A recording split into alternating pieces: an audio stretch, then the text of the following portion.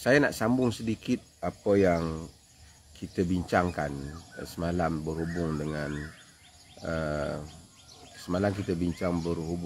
tayamum dan bagaimana peruntukan tayamum apabila seseorang tidak ada air ataupun tidak mampu untuk menggunakan air. Dan kita telah bahaskan semalam hukum-hukum yang berkaitan dengannya. Tapi ada satu dua lagi hal yang saya rasa perlu untuk kita sebutkan, perkara-perkara yang disebutkan oleh fuqaha, iaitu ahli-ahli fiqh di dalam kitab-kitab mereka. Sebelum saya nak pergi kepada pandangan-pandangan yang disebutkan oleh para ulama fiqh, fiqh yakni tentang yang membahaskan tentang hukum hakam amaliyah, hukum hakam ibadat kita, hukum hakam muamalah, secara umumnya ini dinamakan para fuqaha. Mereka ada dua, satu golongan ahlul usul yang membahaskan kaedah-kaedahnya, satu ialah mereka yang membahaskan al-ahkam al-amaliyah atau tafsiliyah, hukum hakam amaliyah yang secara terperinci ni yang dibahaskan oleh para fuqaha. Nak tahu halal apa hukumnya, haram ke, yang ni halal ke, yang ni harus ke, yang dan seterusnya. Okey. Ada hukum hakam ataupun banyak hukum hakam dalam agama ni kita dengar ada khilaf. Mungkin kita yang tidak terbiasa dengan orientasi pengajian syariah ni akan tertanya-tanya pasal apa ada khilaf. Kenapa agama tak jelas ke yang menyebabkan ada khilaf? Agama jelas. Perkara-perkara yang dianggap dasar di dalam agama itu jelas. Soal akidah jelas, soal asas-asas kepercayaan ia jelas. Demikian juga soal-soal benda-benda yang qat'i di segi subut dan dilalah, di segi sumbernya, di segi pendalilannya, yang dianggap sebagai sawabit, tak boleh berubah, seperti haram arak, haram judi, wajib salat 5 waktu, wajib puasa bulan Ramadan, wajib menunaikan haji, wajib zakat. Ini semua hal-hal dan seumpamanya yang mana semuanya telah ijma', sepakat tentang hukum mengenainya. Cuma mereka berbeza pendapat tentang perkara-perkara yang dianggap cabang, perkara-perkara yang ada pendetilan itu. Mengapa mereka berbeza pendapat? Banyak sebab para ulama ataupun para fuqaha ni berbeza pendapat. Salah satu sebabnya ialah kerana dalil-dalil berkaitan dengan bab itu boleh ditafsirkan lebih daripada satu makna, ataupun boleh dilihat lebih daripada satu keputusan. Kemungkinan misalnya pada satu sisi ada yang melihat dia wajib, sisi lain orang melihat dia sebagai sunat umpamanya. Ada pihak yang melihat ia sebagai haram, ada pihak melihat larangan itu sebagai sekadar makruh. Dalil kesemuanya semua pihak tahu, tetapi di dalam menafsirkan dalil ataupun membuat kesimpulan dalam hukum ni dia panggil istinbat, ataupun membuat petikan kesimpulan daripada hukum daripada nas-nas yang ada. Itulah yang menyebabkan berlaku perbezaan pandangan. Kadang-kadang perbezaan itu disebabkan kerana ada yang pihak yang dalil sampai kepadanya, ada pihak yang dalil tidak sampai kepadanya, ataupun sampai dengan dia menganggap itu dhaif, ada yang sampai menganggap ianya sebagai sahih. Banyak sebab-sebab yang menyebabkan berlaku perbezaan pendapat. Adapun kita yang kemudian ini, Allah Subhanahu Wa Taala tidak pernah menyatakan awak orang Malaysia, awak hanya kena pakai pendapat mazhab Syafi'i saja. Dia tidak begitu. Ataupun awak orang Maghribi, awak kena pendapat mazhab Malik saja. Ataupun awak orang Pakistan, awak hanya kena pendapat mazhab Hanafi saja. Awak orang Saudi, awak hanya kena pakai mazhab Hanbali saja. Allah tidak menyatakan begitu. Allah menyatakan fas'alu ahli zikr in kuntum la ta'lamun. Kamu tanyalah ahli ilmuan, ahli zikr ilmuan, jika kamu tidak tahu. Dia tidak menghadkan kepada siapa saja ulama ahli dalam bidang itu boleh kita merujuk kepadanya. Bahkan imam-imam ini wujud kemudian daripada zaman para sahabat radhiyallahu anhum ajma'in, kan? Pada zaman Nabi, pada zaman sahabat mereka belum ada. Ini bukan bererti mereka membawa hal-hal yang tak dibawa oleh sahabat, tapi maksudnya dari segi sekolah pemikiran itu terwujud kemudian, dan sekolah pemikiran itu dia wujud membantu umat untuk memahami nas-nas, kerana mereka telah macam mewujudkan sekolah-sekolah yang membolehkan difahami kaedah-kaedah dalil dan bagaimana cara memahami nas-nas yang terperinci daripada kaedah-kaedah yang setiap pihak itu membinanya. Okey, tak apa. Saya nak mukadimahkan itu sedikit supaya nak faham kenapa nanti orang tanya, kenapa banyak sangat khilafnya. Jadi, kadang-kadang khilaf ini is something good for us, kerana membolehkan untuk kita melihat keluasan pandangan. Apabila berlaku khilaf, kita tahu bahawasanya nas dalam masalah berkenaan boleh diberikan interpretasi yang lebih. Ataupun mungkin pun dalam masa yang sama, dia mengajak kita untuk menyemak nas dan melihat pendapat mana yang lebih kuat. Kalau satu orang penerima pendapat dalam mazhab Malik umpamanya dalam satu hal, tidaklah bererti dia terkeluar pada mazhab. Dia masih lagi mazhab Malik. Orang Malaysia ni kadang-kadang dia tak tahu. Luar pada mazhab Syafi'i, dia terkeluar mazhab. Sedangkan masih lagi dalam mazhab. Masih lagi mazhab Ahli Sunnah.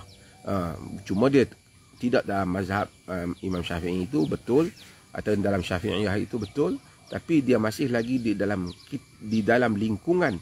Tanyalah kepada ahli ilmu, dan mereka itu telah bertanya pada ahli ilmu.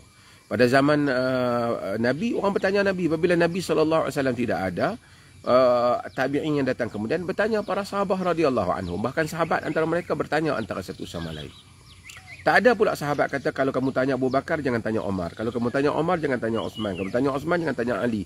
Kalau tanya Abdullah bin Mas'ud, jangan tanya Abdullah bin Abbas. Kalau tanya Abdullah bin Abbas, kamu jangan tanya Abdullah bin Omar. Tidak ada mereka yang hadkan demikian. Hanyalah golongan fanatik yang datang kemudian menyatakan, kalau awak dah belajar mazhab Syafi'i, jangan awak ambil pandangan dalam mazhab Hanbali. Ini adalah golongan fanatik yang mereka itu hulu, melampaui batasan, yang mana para sahabat radhiyallahu anhum yang lebih besar pun tidak mengamalkan sikap yang sedemikian. Okey, tak apa. Jadi kita balik kepada perbahasan kita. Kita bahas malam berhubung dengan tayamum. Jadi orang yang tak ada air, maka dia tayamum. Tapi di sana ada lagi satu perbahasan yang disebut sebagai faqidut tuhurain ataupun adimut tuhurain. Orang yang tak kehilangan dua-dua cara. Air pun tak ada, debu pun tak ada. Ataupun air pun tak boleh guna, debu pun tak boleh guna. Orang yang macam ni, macam mana nak buat? Misalnya dia duduk pada satu tempat, air tak ada, debu pun tak ada. Macam mana dia nak salat? Macam mana dia nak salat? Ataupun air ada, debu ada, tapi dia tak boleh nak guna. Mungkin kerana dia sakit, dia terbakar ke, dia tak boleh nak guna. Ataupun sekarang ni paling praktikal untuk kita lihat, frontliners kita yang pakai PPE ni, dia nak guna air pun tak boleh, nak guna debu pun tak boleh. Masa awal tu boleh lah, tapi bila dah duk kerja tu, nak buka pula tak boleh, nak kena salat, macam mana? Okey, bila kita tahu hal ni, kita tahu bahawa fuqaha dahulu telah bahaskan possibility untuk berlakunya hal-hal yang seperti ini.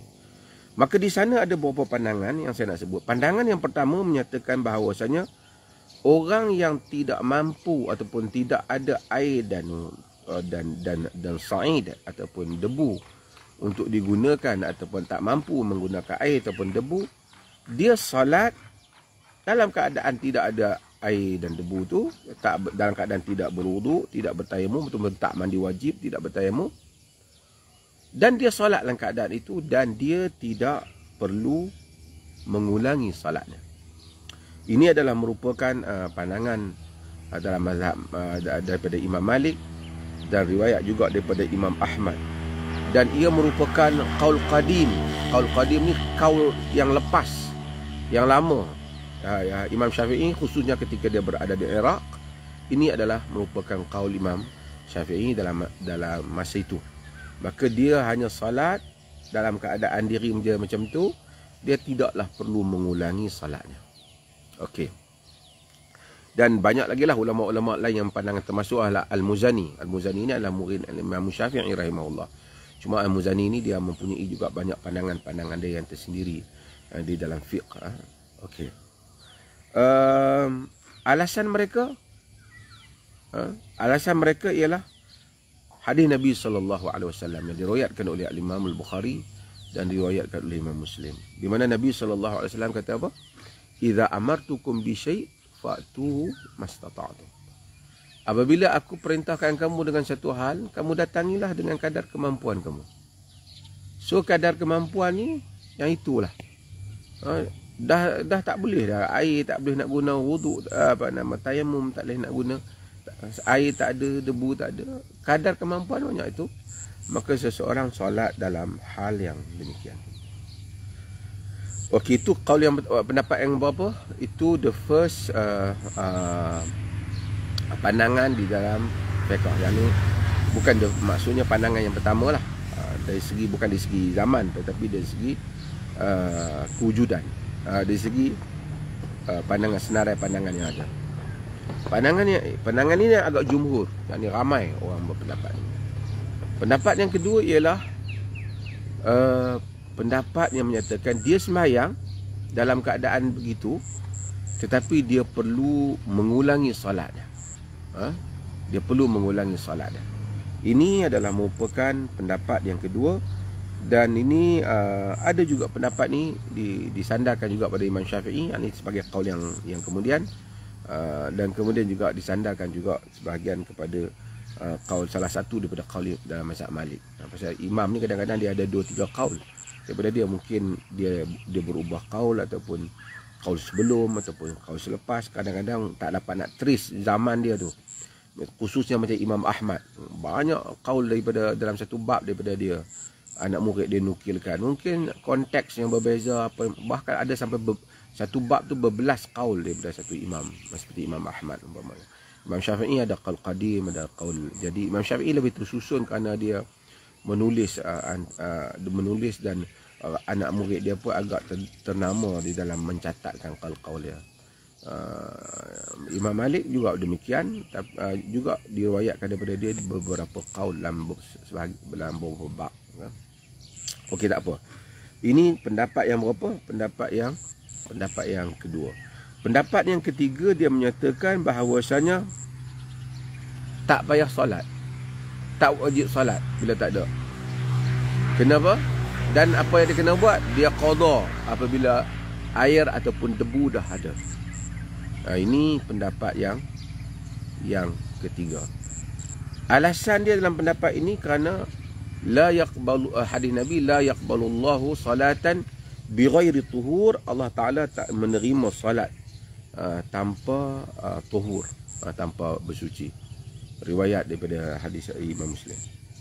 Okey, dia kata ini adalah alasannya, bahawasanya tak payah. Misalnya kalau tak, macam pekerja PPE tu, ini dalam mazhab Hanafi dalam pendapat ini. Pekerja PPE tu dia tak boleh ni, saat ni lah malam.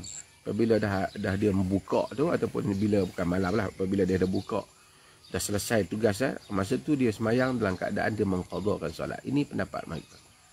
Tapi pendapat ini dengan dalil yang diberikan itu tidaklah begitu kuat, kerana maksud Nabi yang tak diterima sembahyang tanpa bersuci itu mereka yang mampu bersuci, yang tak terima. Dia mampu berwuduk tapi tak berwuduk, Allah tak terima lah solat dia. Dia mampu bertayamum tapi tak bertayamum, Allah tak terima lah solat dia. Okey. Ini artinya pendapat ketiga, tak payah solat tapi qada. Ada pendapat yang keempat lagi janggal lah.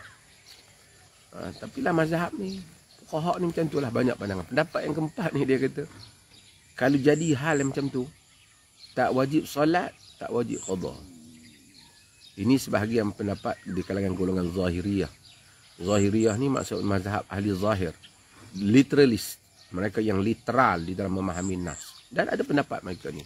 Tapi pendapat seperti ini tidak kuat lah. Kalau kita tanya, kita menyokong pendapat yang pertama, iaitu dia solat dalam keadaan dia yang seperti itu, dan dia tidak wajib untuk mengqadhakannya. Dan itu lebih praktikal dan lebih banyak nas-nas yang menyokong pendapat yang seperti itu. Okey. Apa lagi nak bab ni ya? Okey. Kita mungkin tentang dia panggil Sahibul Jabirah. Sahibul Jabirah ni orang yang ada balutan. Tangan patah, balut. Ataupun cedera, balut. Macam mana dia nak buat kalau dah berbalut tangan dia? Katalah balut tangan ni daripada sini sampai ke sini. Patah. Jadi kawasan tu kawasan kena ambil uduk. Kan? Kalau kena mandi wajib, seluruh badan kena diratakan air. Sekarang dia nak buat macam mana? Okey. Dalam masalah ni lagi complicated perbahasannya kerana hadis-hadis tentang Jabirah ni ramai di kalangan para ulama juga khususnya ahlul hadis mereka menolak sebab mereka kata hadis tentang bab ni dhaif. Kemudian banyak hadis yang dhaif dalam membabitkan bab ni menyebabkan ijtihad ataupun pandangan-pandangan berlaku di kalangan para ulama berbagai-bagai. Okay, saya sebutlah secara ringkasnya. Okey, yang pertama ialah pendapat yang menyatakan apa yang dia perlu buat ialah dia berwuduk. Kalau kata dia balut di sini, dia berwuduk. Apabila sampai kepada kawasan yang berbalut ni, dia sapulah atas balutan itu. Kerana dia dah tak boleh, dia kulit dia tak boleh kena, dia sapu di atas balutan itu. Jadi dia kena buat dua lah.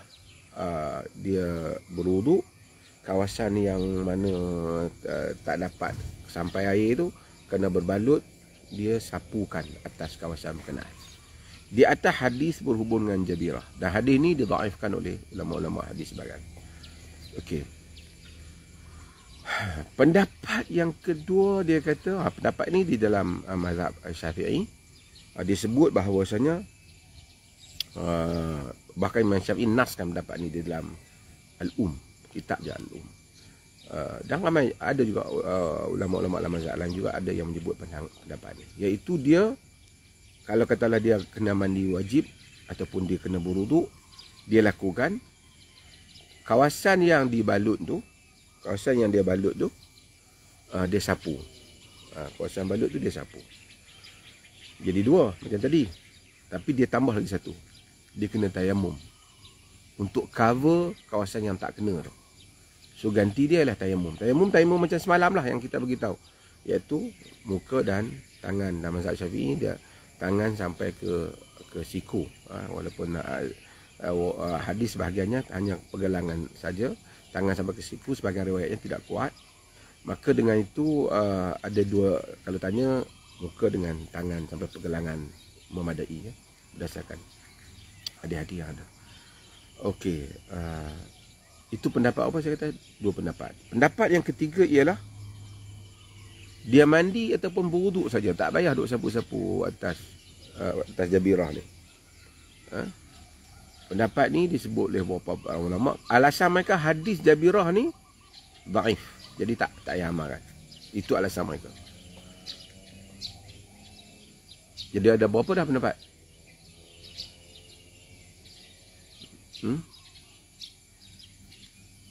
Dengar tuan. Berapa dah pendapat? 3 Okey.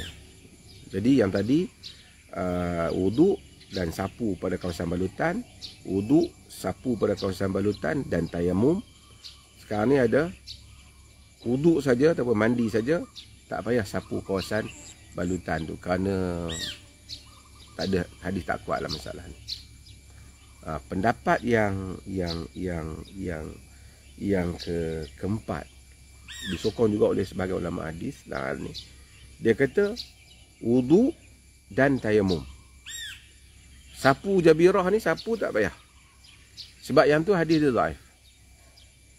Hadis wuduk dan tayamum tu lebih kukuh dibandingkan hadis ni.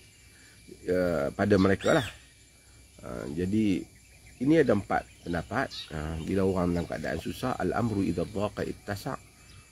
Bila dah kena aksiden, nak ambil wuduk pun payah. Jadi dia buatlah apa yang dia mampu dan dia boleh memilih lah. Sekurang-kurangnya yang mudahnya untuk dia berwuduk dan dia sapu kawasan itu kalau ada. Kalau tak, dia tak payah sapu lah. Dia berwuduk sajalah. Kok lagi lembab pula balutan dia tu semua, dia berwuduk saja. Kawasan yang tak boleh memadai. Idza amartukum bi syai'in fa'tu mastata'tum. Apabila aku perintahkan kamu dengan satu benda, datangan dengan kadang kamu mampu. Tapi kalau ada orang dia nak berwuduk, lepas tu dia nak bertayamum pula, bolehlah kalau dia nak mengamalkan hal itu di atas diri dia. Tapi pandangan-pandangan seperti ini kita kena melihat juga kepada keadaan pesakit tu. Kalau dia masa duduk sihat pun, nak berwuduk pun jenuh, kita duk suruh dia. Jadi kalau kita anak kita nak suruh solat, masa tu kita suruh dia berwuduk, lepas tu nak suruh dia tayamum pula, pergerakan dia pun dah lah terbatas. Nak bawa tayamum pergi ke hospital mungkin tak membantu dengan peralatan yang ada, debu, apatah lagi bukan hospital swasta ataupun hospital kelas pertama. Sebelah kiri kanan kita ada, lepas tu ada debu, mungkin kanggu, kena orang sebelah pula debu tu nanti tumpah ke bawah. Banyak kerja-kerja yang lain, maka kita memadailah dengan berwuduk ataupun mandi saja. Kawasan yang tak boleh kena tu tak apa. Kalau kita tidak sapu pun tak apa, kita sapu pun tidak mengapa. Jadi ini ada beberapa pandangan, dua masalah yang saya telah sebutkan di sini, terutama membolehkan saudara-saudara ni untuk yang sakit, yang apa, untuk melihat dan mengamalkan hal-hal yang disebut oleh para fuqaha di dalam kitab-kitab mereka.